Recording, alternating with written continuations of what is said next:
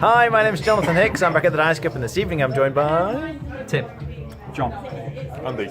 And we've just finished playing Kingdomino, which is actually the Spiel des Jahres winner this year. Essentially, you're trying to build a kingdom like this out of dominoes, hence the name. And the way, well, let me explain scoring first of all. You're scoring for completed areas like this times the number of crowns. So you can see I've got 1, 2, 3, 4, 5, 6 blue spaces, and there's 1, 2, 3 crowns. So that area would score me 3 times 6, which is 18.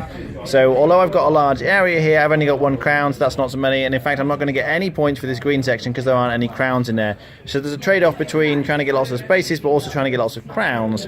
In terms of how you actually build your kingdom, you are going to start with, we're missing Andy's, let me just stick on there.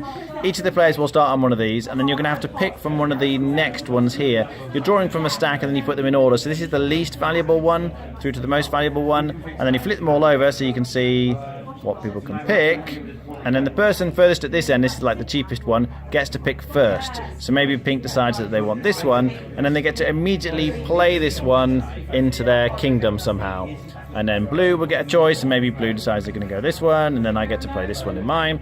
And you carry on going like this, but obviously there's a trade-off between getting the better tiles, which are going to be up at this end, and being earlier in the player order for the next pick, because after these have been taken, you drew a fresh set of tiles, and then again this is going to be the new player order, so you might be willing to sacrifice some of the better tiles in order to get earlier player order, because if you're last, you don't get any choice at all, you just got to take what you get. There's a couple of extra things you're sort of aiming for. So if you do a complete 5x5 grid here, you get bonus points. And if you manage to leave your castle in the middle, because at the start of the game, you just have the castle.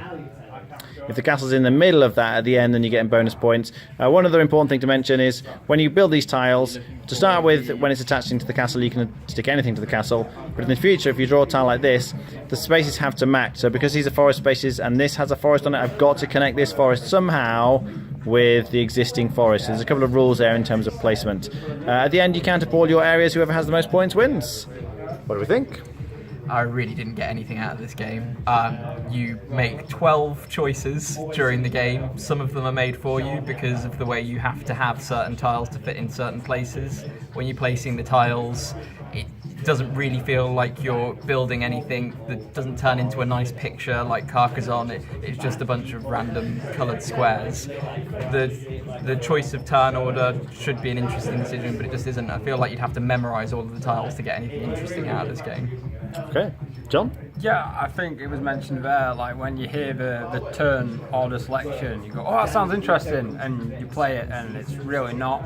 But I think it's more of a mechanism than a game, so it'll be interesting to see what Kingdomino, the expansion standalone sequel, adds to it, brings to the table. But it's more for casual gamers. I played with casual gamers and they've really enjoyed it. So. Okay. Yep. Andy? I quite like it. It's it's light.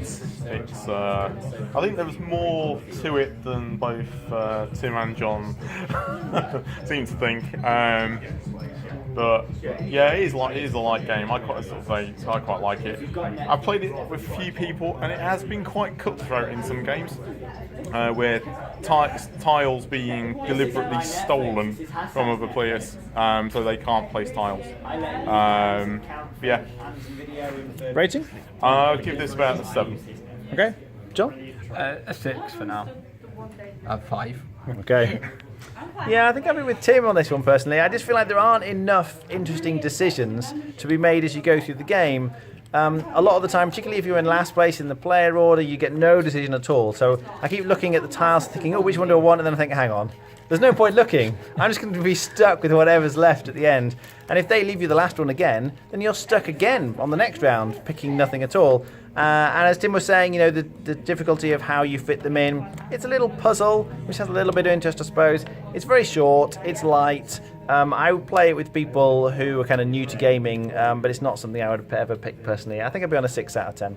All right, thanks for watching. That was Kingdomino.